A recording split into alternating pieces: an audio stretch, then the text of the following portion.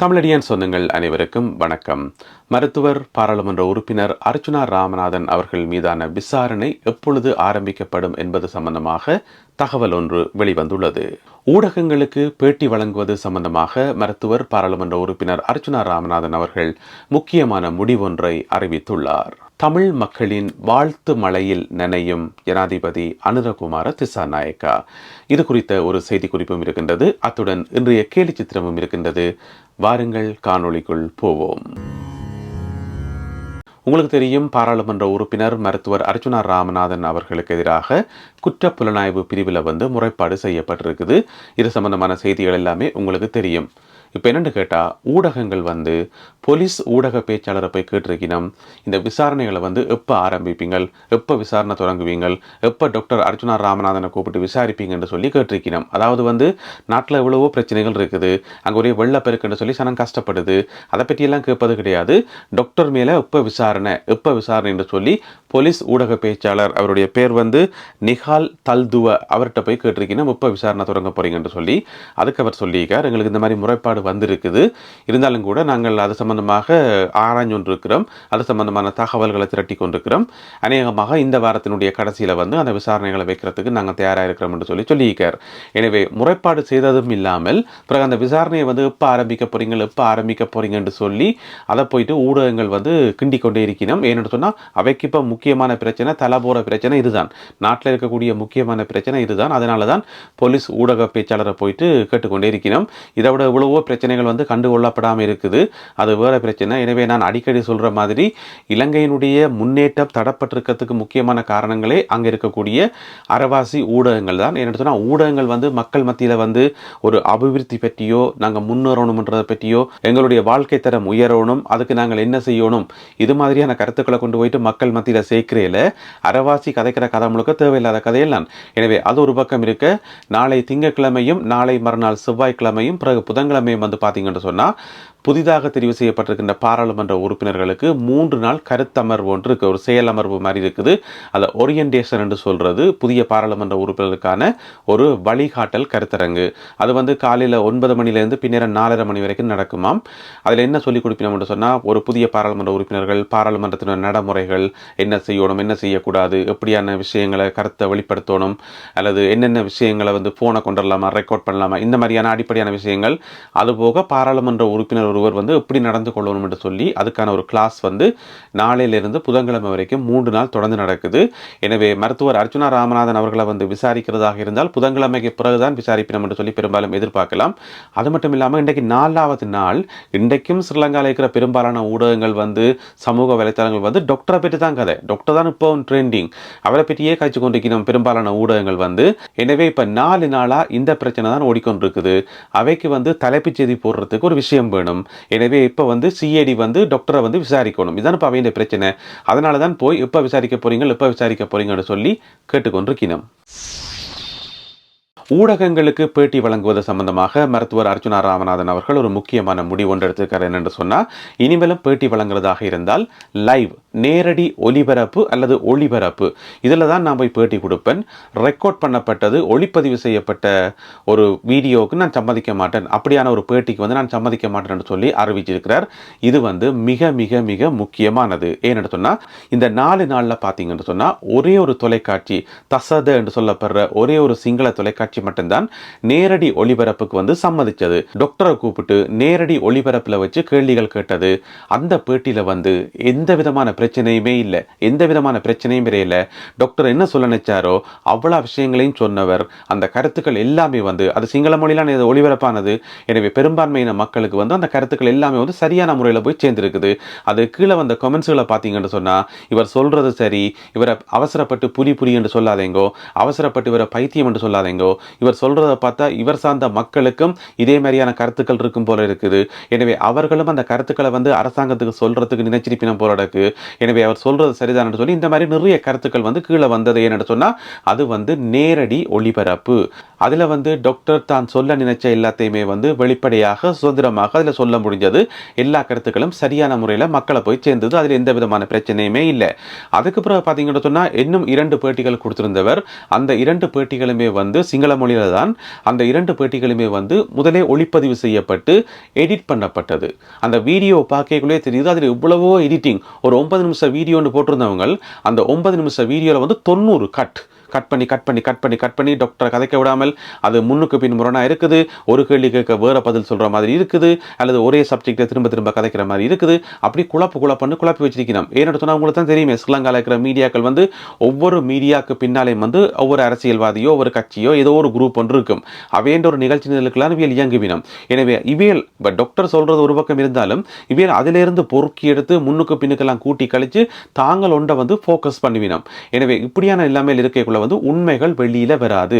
எனவே இந்த காணொலியை பார்த்து கொண்டிருக்கிற அன்பான மக்களை தயவு செய்து நீங்கள் எல்லாருமே வந்து என்னுடைய காணொலி உட்பட நீங்கள் எல்லா காணொலிகள் பார்ப்பீங்க. நிறைய டிக்டாக் பார்ப்பீங்க, ஃபேஸ்புக்கில் வர விஷயங்கள் எல்லாம் பார்ப்பீங்க. எனவே வந்து ஒவ்வொரு காணொலியும் வந்து என்ன விதத்தில் தயாரிக்கப்படுது, என்னத்தை வந்து முன்னிலைப்படுத்துதுன்றதை நீங்கள் கொஞ்சம் கூர்ந்து கவனியுங்க. ஒவ்வொரு ஊடகமும் அதனுடைய பின்னணி என்ன, அவை என்ன சொல்ல வரணும் என்று சொல்லி. இதுக்கு வந்து எங்களுடைய தமிழ் ஊடகங்களும் வந்து விதிவிலக்கு இல்லை. அவையிலும் கொஞ்சம் கூட குறைஞ்சாக்கள் இல்லை.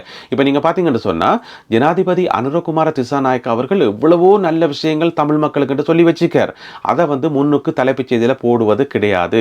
அதை பற்றி ஆசிரியர் தலையங்கம் எழுதுவது கிடையாது. ஜனாதிபதி உங்களுக்கு நம்பிக்கை ஊட்டும் விதமாக இப்படி எல்லாம் சொல்லியிருக்காருன்னு சொல்லி அந்த கருத்துக்களை கொண்டு வந்து சேர்ப்பது கிடையாது. அது வந்து கடமைக்கு போடுற மாதிரி எங்கேயாவது இடத்துல கீழே மூலையில 11ஆம் பக்கத்தில் 8ஆம் பக்கத்தில் சொல்லி அங்கே உடனே போடுவினோம். ஆனால் டில்வின் சில்வா ஒன்று சொல்லி போட்டாருன்னு சொன்னா அதை முன்னுக்கு தலைப்பு செய்தியில் போட்டு டில்வின் சில்வா இப்படி சொல்லி போட்டாருன்னு சொல்லி திரும்ப சொல்லி அதை எல்லா மக்கள் மத்தியிலையும் பரப்பி இப்போ மக்களுக்கு வந்து நிறைய வேலை இருக்குது. சில பேர் வந்து 8 மத்தியாலம் வேலை செய்வினம், சில பேர் 12 மத்தியாலம் வேலை செய்வினம், சில பேர் 16 மத்தியாலம் வேலை செய்வினம். அந்த வேலை முடிச்சுட்டு வீட்டை போய்க்குள்ள ட்ரெயின்லையோ பஸ்ஸிலையோ கிடைக்கிற ஒரு கொஞ்ச நேரத்துக்குள்ள அல்லது படுக்க போகாக்கு முதல் நித்திர வராக்கு முதல் ஒரு கொஞ்ச நேரம் டைம் இருக்குது தானே, அந்த ஒரு சிறிய நேரத்துக்குள்ள வந்து ஒரு வீடியோ பார்க்க மக்கள் வரும்போது அந்த நேரத்தில் வந்து டில்வின் சில்வா இப்படி சொல்லிப்பட்டார்னு சொல்லி சொல்லும்போது அந்த வீடியோ பார்க்கிறவருக்கு வந்து அதுதான் மனசுல பதியும், ஓமோ இல்லையோ. எனவே அன்பான மக்களே, இந்த ஊடகங்கள் சம்பந்தமாக எப்பவுமே கொஞ்சம் விழிப்பாக இருங்கோ. அதுலேயும் வந்து ஒரு பெரிய வீடியோல இருந்து ஒரு துண்டை கட் பண்ணி எடுத்து அது டிக்டாக்லயோ அல்லது வேற சமூக வலைத்தளத்திலேயோ அந்த சின்ன துண்டு போடப்பட்டால், அதுக்கு ஒரு தலைப்பு போட்டு அந்த துண்டு போடப்பட்டால் அந்த துண்டை நம்ப வேண்டாம். அதுக்கு முன்னுக்கும் பின்னுக்கும் வேற ஏதோ விஷயத்தை அவர் கதைச்சிருப்பார், ஏதோ ஒரு விஷயத்தை சொல்லியிருப்பார். இவங்களை அதை மட்டும் வெட்டி எடுத்து போட்டுக்கிறாங்கன்னு சொல்லி நீங்க எல்லாரும் நினைக்கணும். ஒரே ஒரு சின்ன துண்டை மட்டும் பார்த்துட்டு நீங்கள் முடிவெடுக்க கூடாது. நான் உங்களுக்கு ஒரு சின்ன உதாரணம் சொல்றேன். இந்த பராசக்தி படத்துல வந்து சிவாஜி கணேசன் பேர் வந்து குணசேகரன். அவர் வந்து நீதிமன்றத்தில் கதைக்கிற அந்த கதை வந்து மிகவும் பிரபலமானது. 8 நிமிஷம் கதைப்பார். அவர் மேல நிறைய குற்றச்சாட்டுகள் வைக்கப்படும். ஆனால் அவர் நீதிபதிக்கு முன்னால் போயிடணும்னு 8 நிமிஷம் கதைப்பார். அதில் இருந்த எல்லா நீதிபதிகளும் வந்து அந்த 8 நிமிஷமும் அவர் என்ன கதைக்கிறார்ன்றதை பொறுமையாக கேட்டு நல்லா கதையண்டு கதைக்க விட்டுட்டு அதுக்கு பிறகுதான் முடிவெடுப்பினம் குணசேகரன் வந்து குற்றமற்றவர் என்று சொல்லி. அவரை வந்து 1 நிமிஷம் கதைக்க விட்டிருந்தாலோ 10 செகண்ட் கதைக்க விட்டிருந்தாலோ அந்த தீர்ப்பு கொடுத்திருக்க முடியுமா? இல்ல. குணசேகரன் வந்து குற்றவாளியாக இருப்பார். எனவே குணசேகரனை வந்து 8 நிமிஷம் முழுமையாக கதைக்க விட்டதன் காரணமாகத்தான் அவர் குற்றமற்றவர் என்று சொல்லி நீதிபதிகளுக்கு விளங்கினது. அதில் ஒரு வசனம் சொல்லுவார், கோயிலில் குழப்பம் விளைவித்தேன் பூசாரியை தாக்கினேன், கோயிலில் குழப்பம் விளைவித்தேன் பூசாரியை தாக்கினேன் என்று சொல்லி போட்டு ஒரு சின்ன இடைவெளி விட்டுட்டு பிறகு சொல்லுவார், குற்றம் சாட்டப்பட்டிருக்கிறேன் இப்படியெல்லாம் என்று சொல்லி அவர் நீதிமன்றத்தில் சொல்லுவார் சிவாஜி கணேசன்.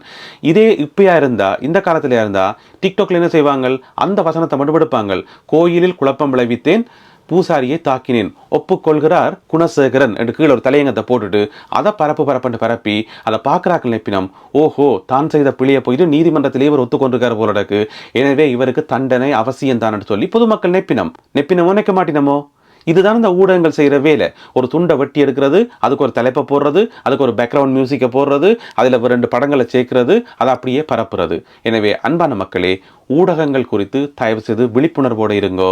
அதோட மருத்துவர் அர்ச்சுனா ராமநாதன் அவர்கள் எடுத்திருக்கக்கூடிய இந்த முடிவு, அதாவது நேரலையில் மட்டும்தான் நான் கலந்து கொள்வேன் என்ற ஒரு முடிவு வந்து மிக மிக வரவேற்கப்பட வேண்டிய முடிவு. இந்த நேரத்தில் வந்து ஊரில் இருக்கிற தமிழ் ஊடகங்களுக்கு ஒரு பணிவான வேண்டுகோள், ஒரு சேலஞ்ச் என்று கூட சொல்லலாம், சவால் என்று கூட சொல்லலாம். உங்களுக்கு தைரியம் இருந்தால், நீங்கள் ஒரு தைரியம் உள்ள ஊடகக்காரராக இருந்தால், தமிழ் ஊடகங்களுக்கு மட்டும் சொல்கிறேன், உண்மையிலேயே உங்களுக்கு கட்ஸ் இருந்தால், ஊடகத்தில் வந்து உண்மையிலேயே உங்களுக்கு கட்ஸ் இருந்தால், டாக்டர் அர்ச்சுனா ராமநாதன் அவர்களை நேரலையில் கூப்பிட்டு ஒரு பேட்டி எடுங்க பார்ப்போம். அதுக்கப்புறம் நாங்கள் நம்புகிறோம், நீங்கள் வீரம் உள்ள ஊடகம், நீங்கள் துணிச்சல் உள்ள ஊடகம், நீங்கள் எதையுமே வெட்டி கொத்தாத ஊடகம் என்று நாங்கள் நம்புகிறோம். டாக்டர் அர்ச்சுனா ராமநாதனை கூப்பிட்டு நேரலையில் பேட்டி எடுங்க பார்ப்போம். தமிழ் மக்களின் வாழ்த்து மழையில் நனையும் ஜனாதிபதி அனுரகுமார திசாநாயக்கா. இன்றைக்கு வந்து ஜனாதிபதி அனுரகுமார திசாநாயக்கா அவர்களுடைய பிறந்த நாள். அவருடைய பிறந்த நாளுக்கு வந்து அவருடைய ஃபேஸ்புக்லேயும் சரி, மற்ற சமூக வலைத்தளங்களையும் சரி, ஏராளமான வாழ்த்துக்கள் குவிஞ்சு கொண்டிருக்குது. அதுலேயும் பார்த்தீங்கன்னு சொன்னால் ஃபேஸ்புக்கில் இப்போ நான் கடைசியாக பார்க்கக்குள்ள 80,000 81,000 வாழ்த்துக்கள் குவிஞ்சு போயிருந்தது. இதில் ஆச்சரியம் என்னென்னு சொன்னால், நிறைய தமிழர்கள் வந்து வாழ்த்து சொல்லியிருக்கணும். எல்லாருமே வந்து மகிழ்ச்சியோட வாழ்த்து சொல்லியிருக்கணும். ஜனாதிபதி நல்லா இருக்கணும், நீண்ட ஆயுளோட நீண்ட காலம் சுகமாக வாழணும், இந்த மாதிரி நிறைய வாழ்த்துக்கள் சொல்லியிருக்கிறோம். அதிலேயும் வந்து தமிழ்லேயும் வாழ்த்து சொல்லியிருக்கிறோம். நானும் என்னுடைய வாழ்த்தை போய் அங்கே பதிவு செய்கிறேன். நான் என்ன வாழ்த்து சொல்லியிருக்கிறேன்னு சொன்னால், ஜனாதிபதி அவர்கள் வந்து உடல் ஆரோக்கியத்தோட நீண்ட காலம் நல்லா வாழணும், அது முக்கியமானது. இலங்கையை வந்து புதிய பாதையில் கொண்டு போகிறது, நாட்டை வந்து கட்டி அமைக்கிறது, இதெல்லாம் வந்து உங்களால் மட்டும்தான் முடியும் என்று சொல்லி நான் சொல்லியிருக்கிறேன். அது மட்டும் இல்லாமல் எங்களுடைய நாடு வந்து துபாய் போல, சிங்கப்பூர் போல, நான் எப்போவுமே சொல்கிற வசனம் தான், துபாய் போல, சிங்கப்பூர் போல நல்லா வளரணும், பெரிய வளர்ச்சி அடைந்த நாடாக வரணும். அது மட்டும் இல்லாமல் இன்னும் ஒரு வசனத்தையும் நான் அதில் சேர்த்து வாழ்த்திக்கிறேன் என்று சொன்னால், இலங்கை ஜனாதிபதி ஒருவருக்கு நான் வாழ்த்து தெரிவிப்பது இதுவே முதல் முறையாகும் என்பதை இங்கே பதிவு செய்ய விரும்புகிறேன் என்று சொல்லி போட்டேன். நான் உண்மைதானே அது. நாங்கள் இதுக்கு முதல்ல எங்களுக்கு ஜனாதிபதி மேரெல்லாம் அபிமான ஜனாதிபதி என்றார் இருந்தவையா, அல்லது பிடிச்ச ஜனாதிபதி நேராக இருந்தவையா? இல்லை. இப்போதான் முதல் முறையாக வந்து நாங்கள் பார்த்து வியக்கக்கூடிய அல்லது நாங்கள் பார்த்து ஒரு அபிமானம் வைக்கக்கூடிய ஜனாதிபதி வந்திருக்கார். எனவே இதுதான் என்னுடைய முதலாவது வாழ்த்துன்றதை நான் அதில் குறிப்பிட்டிருந்தேன். இன்னும் ஒரு முக்கியமான விஷயம், நான் என்னுடைய வாழ்த்தை வந்து ஆங்கிலத்திலேயோ சிங்களத்திலேயோ போடல, தமிழில் தான் போட்டேன். நான் என்னென்னு சொன்னால், ஜனாதிபதி தான் சொல்லியிருக்கார், ஒவ்வொரு பிரஜையும் வந்து தன்னுடைய மொழியை வந்து சுதந்திரமாக கதைக்கிறதுக்கான உரிமை வந்து நான் உறுதிப்படுத்துவேன் என்று சொல்லி யாழ்ப்பாணத்தில் வச்சு சொன்னவர்.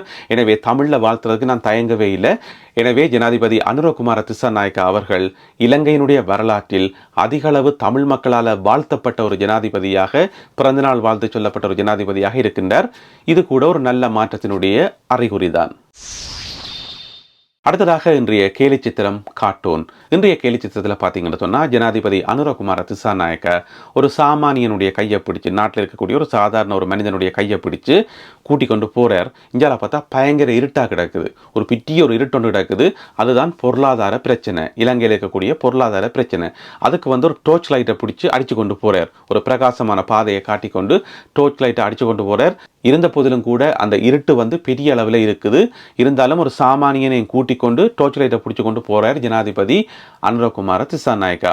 எனவே இப்ப இருக்கிற ஜனாதிபதி அனுரகுமார திசாநாயக்கா ஒரு ஏழையை கூட்டிக் கொண்டு இந்த பொருளாதார பிரச்சனைக்கு லைட் அடிச்சுட்டு போறார். இதுதான் இந்த கேலி சித்திரம். இதை பார்க்கக்குள்ள உங்களுடைய கருத்துக்கள் என்னன்றதை மறக்காமல் கீழே எழுதுங்கள். அத்துடன் ஜனாதிபதி அனுரகுமார திசாநாயக்கா அவர்களுடைய பிறந்த நாளிலே அவருக்கான உங்களுடைய செய்தி என்னன்றதையும் மறக்காமல் கீழே எழுதுங்கள். மீண்டும் மற்றும் ஒரு காணொலியில் உங்களை சந்திக்கின்றேன். அதுவரை நன்றி, வணக்கம்.